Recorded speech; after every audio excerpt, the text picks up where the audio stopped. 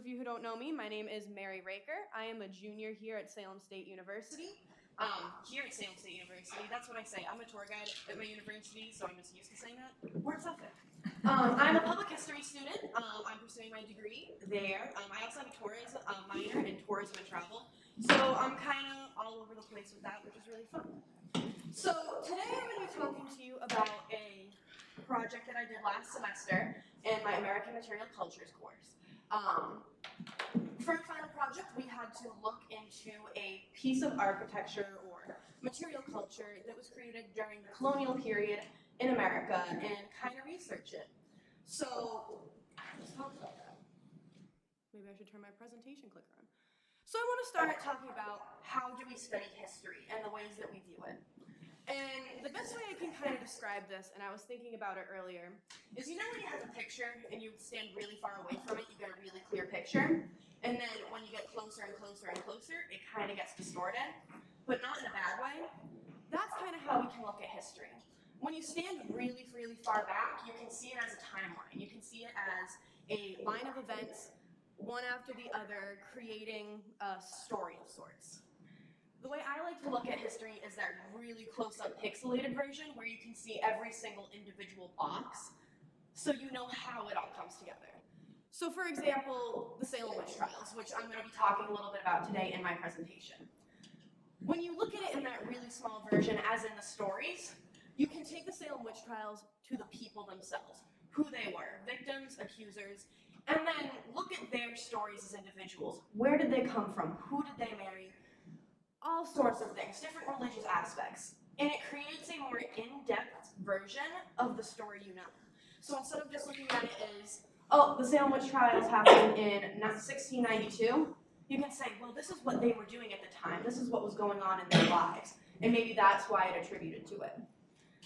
So going back to my presentation, my project that I did last semester, how many of you guys are familiar with the Pediatrics Museum?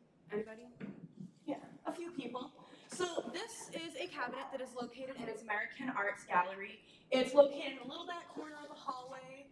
The first time I ever saw it, I was really angry. I was on my way to a meeting, had to find an object for this presentation. Went in, took a picture. Actually on my laptop, you can see my reflection in it, and I look a mess.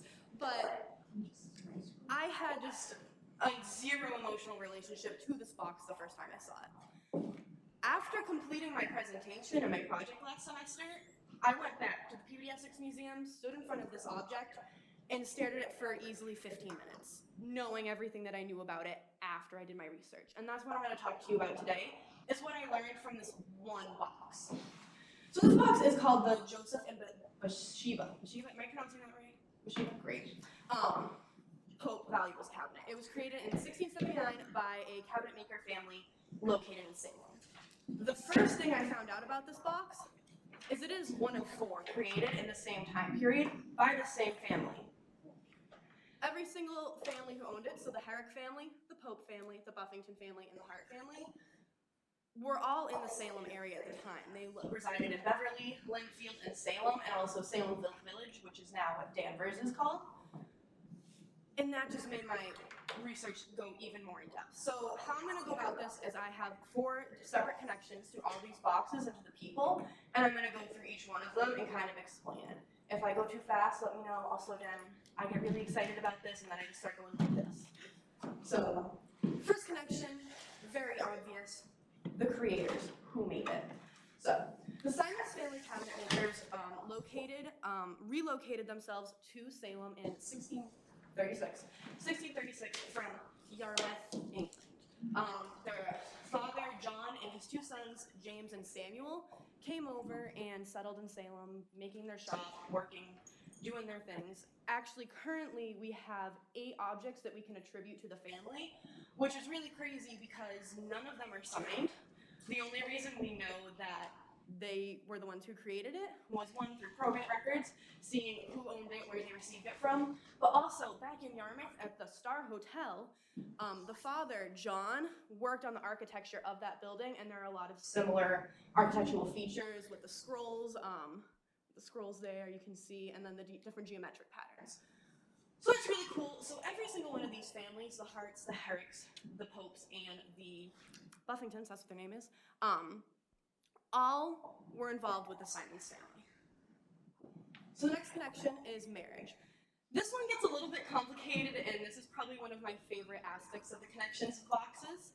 But to start off slowly, one aspect that has absolutely nothing related to the boxes was marriage relations to the Pope family. So Bathsheba Pope, she was born in Nantucket, and she was one of probably like 11 or so children. Her parents came over from England, they immigrated here. Her sister, Abiah Folger, married Josiah Franklin, who had Benjamin Franklin. That was their son, which is really cool. And actually, they're buried out in the granary, burial ground right outside of this building. So actually, during lunch, I went over and I was like, woo, look at this.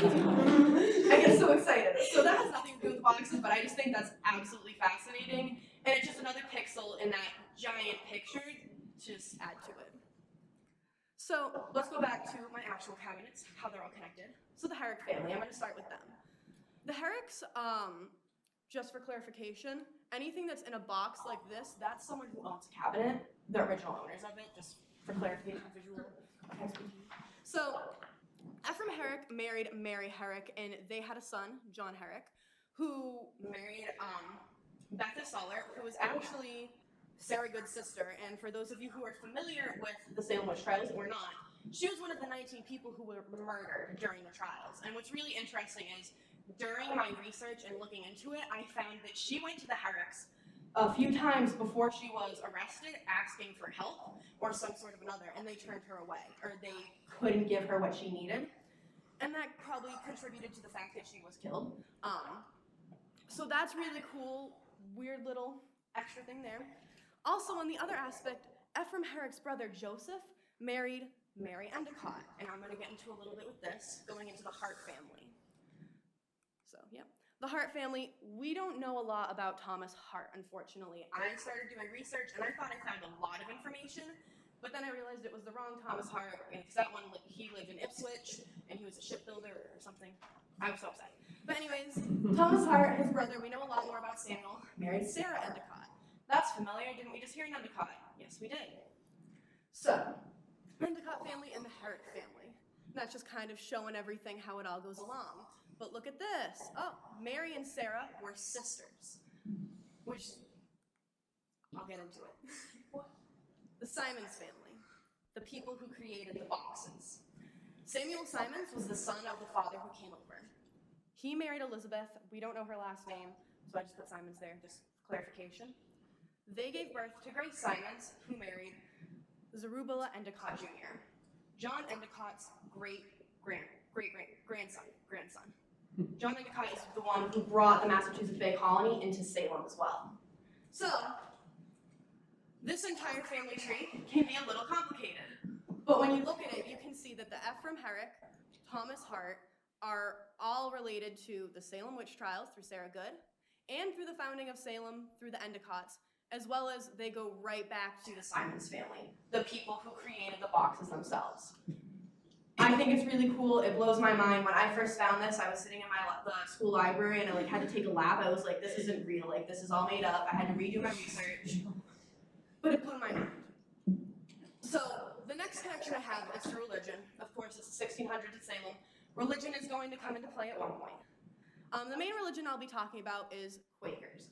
The Popes and the Buffingtons both identified as Quakers, and this played a role into their relationships. So to start with the Pope family, the Popes came over from England on the Mary and Jane, Joseph Sr. and Gertrude Pope. Gertrude actually wasn't Joseph's mother, it was his stepmother, but he came over when he was 16. They settled in Salem, and they were originally part of the Church of Salem, which was Puritan, and eventually they changed religions and became Quakers. Going into the Buffington family, a similar kind of situation. Sarah Buffington was the original owner of the box. She is the great-granddaughter of Cassandra and Lawrence Southwick, who originally came over from England and also transitioned to be Quakers as well upon their arrival. They were tortured, abused, a massive part of the Quaker Prosecutions in the Massachusetts Bay Colony. The Southwicks and the Popes, eventually, the original Popes, were banished. They were exiled from Salem during this process, but their children stayed. So I made another chart because I like these. Through these families, you can see who arrived from England, the original families, and that's Joseph's birth mother, the first generations, and then the second generations. Joseph and Sarah were both born around the same time. While they were born in different areas, Sarah was born in America and Joseph was born in England, they were still in the same area when they were still in the same area. And as Quakers in a Puritan town, they most likely knew each other. They practiced together. So as young adults and into probably their older ages, they were very familiar with each other in the community. So you can connect them through that. My fourth connection, of course, is Salem, the Salem Witch Trials. We already talked about one family who is connected to it, the Herrick family, through their marital relations to Sarah Good. But it gets deeper than that. Of course it does. So first, Ephraim's brothers. Ephraim's brothers were both a very big part of the Salem Witch Trials. His brother, Joseph, was the constable of Salem, one of the constables in Salem. He went around, he was the one who was arresting people, taking them in for being accused of witchcraft. So he did play a heavy toll on it.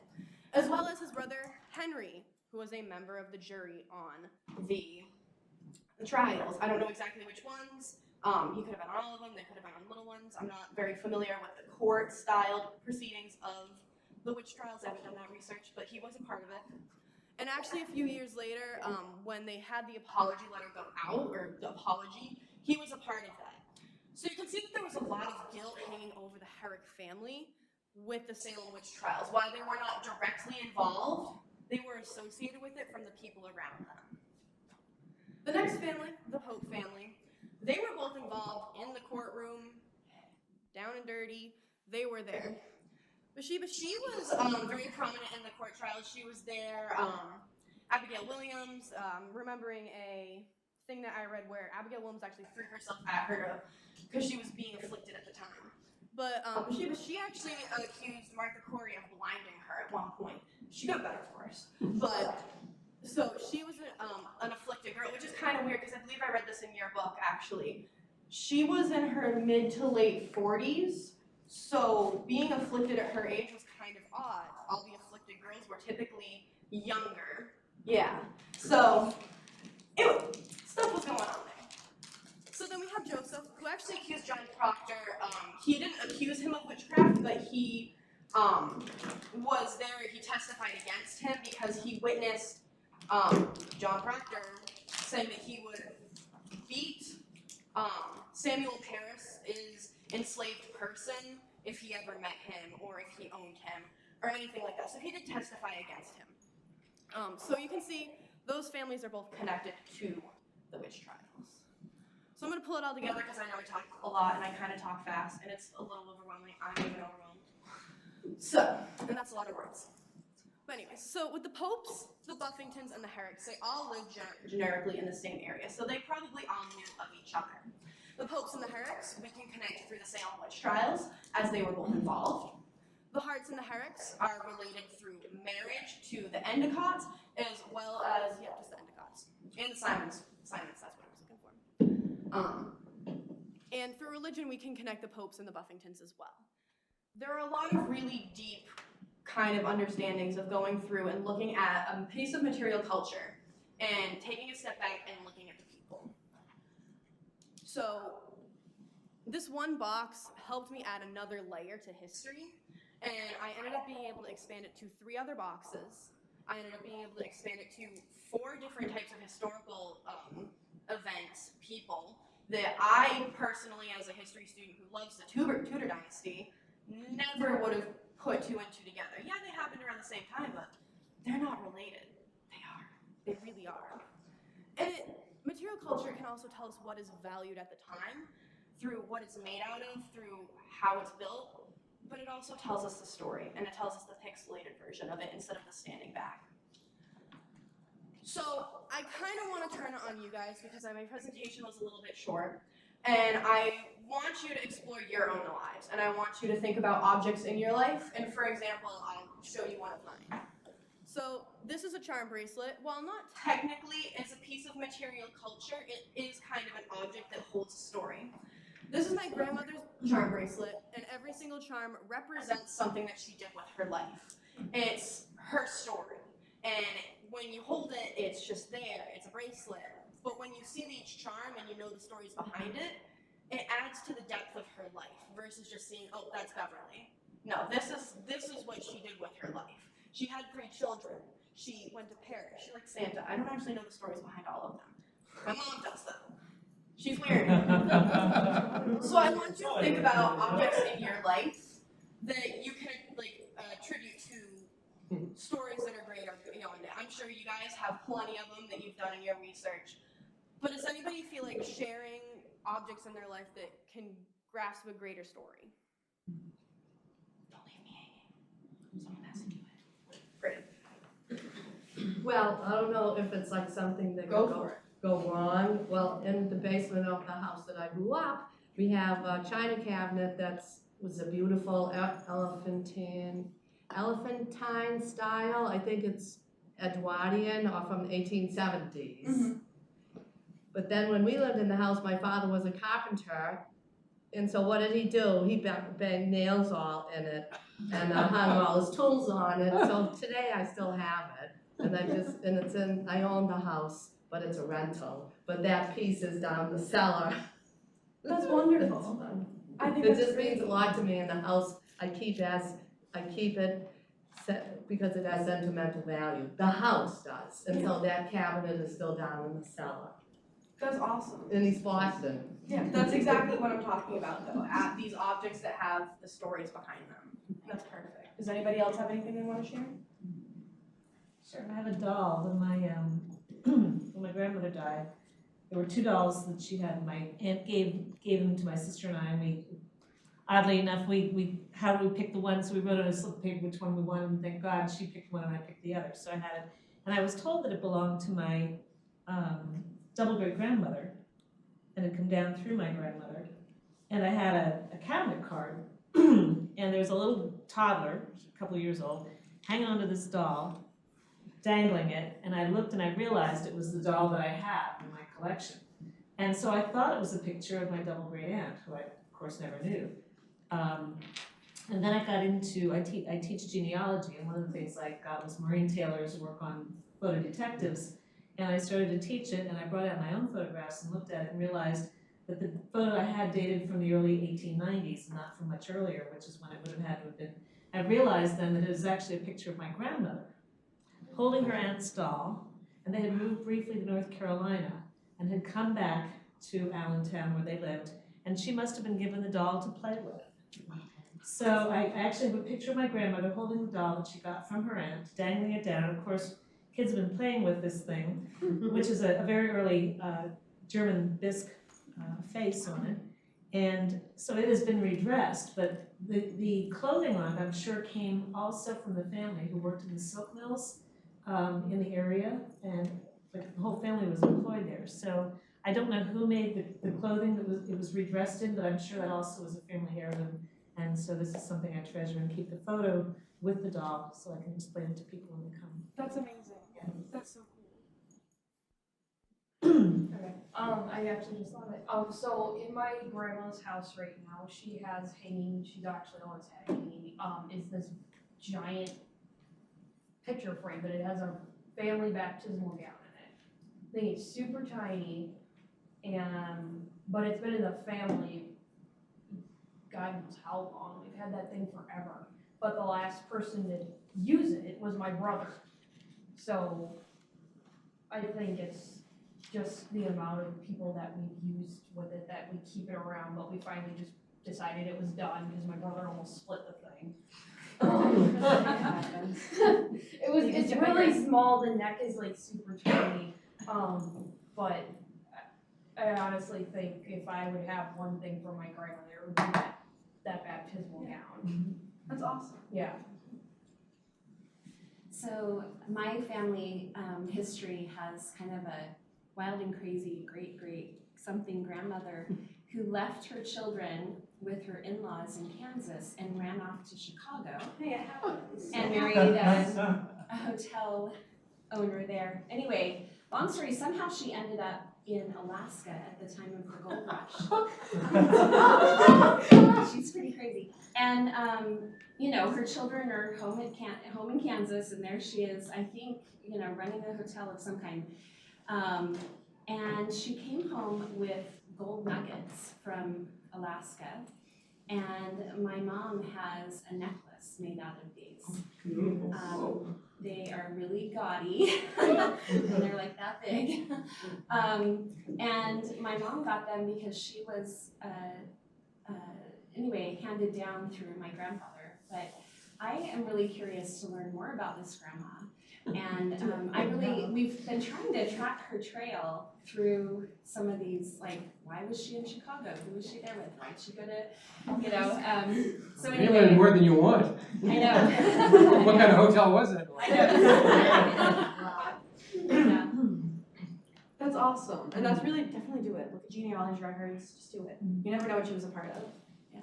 I have a blueprint cabinet from the Brooklyn Navy Yard that I just picked up a few years ago. And I have it in my office, and I use it because it has very deep drawers, and you get a lot of stuff in there. But the history in that is the blueprints. Can you imagine what went on in each drawer?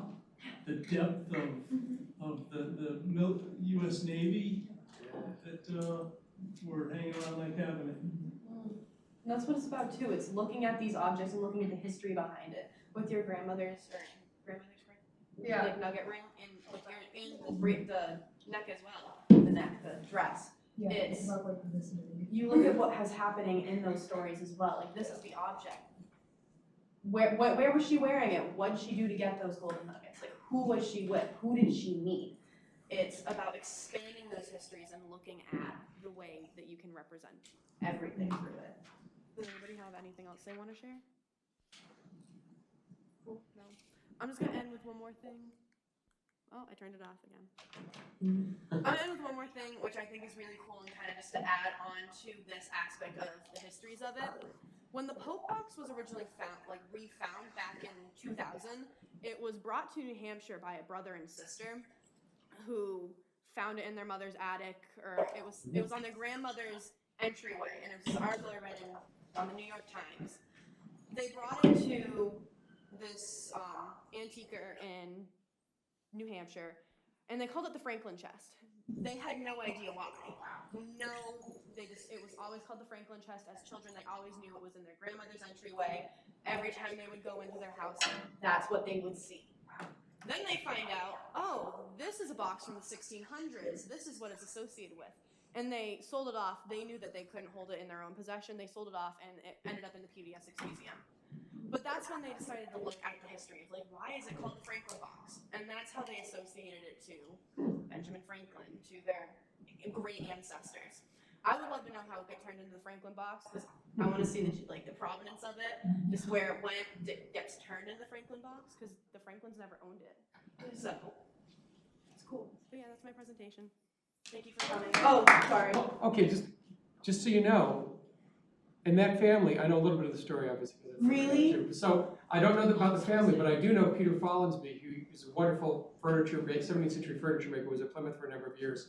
And I talked to Peter about it, and he actually gave me some photographs of it that were taken on the back of his pickup truck. And what happened was, the family had been told by the antique people that, you know, that it was old. But they said, well, we got to really find out. So they went to Peter, and they rendezvoused someplace. And Peter was saying, like, you know, I don't really believe this is really old. What is, you know, 9 times out of 10 when you do these things, it's not what you think it is. Yeah. And Peter he couldn't believe it when he saw this thing that was just like sitting in the trunk of this guy's car. And so, he took it out and took pictures of it, in the back of his pickup truck. And then the other piece on that too is, Peter liked it so much, he measured it, made a replica, and you can see. He has a website, doesn't he? Yes, he does. I found it, and I found that website because I thought that was like one of the actual boxes, and then I realized he's made like 3 or 4 of them, and including when he got married to a fellow employee at Plymouth Plantation, his wedding present to his wife was one of those chests with their initials on it. And my last point is, everybody called it the Franklin chest, but there's one place that doesn't even mention anything about the chest having anything to do with Benjamin Franklin. And we all know that is the Peabody Essex Museum. Where all they say is that we don't say this, but they paid $2.4 million for this chest, and they talk about the Simon shop, and they talk about Joseph and Bathsheba Pope, and that they accuse people, but they don't mention Benjamin Franklin. And to me, this is one of the most important objects in American history because of those associations. If you go in one generation, one family, from the Salem Witch Trials to Mr. Enlightenment, and to me, that just tells you the difference between an art museum and a history museum. The only reason I even found that out Great was job. because there was an episode of Timeless, or it's called Limitless or Timeless, where they actually went back in time to save Abaya Folger because she was accused of being a witch. Right. That's the only reason I figured out that Benjamin Franklin is even related to this box, which blows my mind. Which means you first should have read my book because there's a picture of this on page 1. I But didn't that's know okay. that's where I started. That's the where I dean forgives you, started. Mary. That's where I started. Brilliant I job. can read your Well done. Mary, can you go back to the family, Yeah, which ones? This is You can enter that if you want. Stormwood. Yeah, stop it. Salem Trials. Which ones do you want to see? For sale downstairs. Oh, copies left. $17. There it is, right there. Yeah. Yeah, start With book the with 4 that, because to me, boxes? it's ultimately mandate. Or the timelines?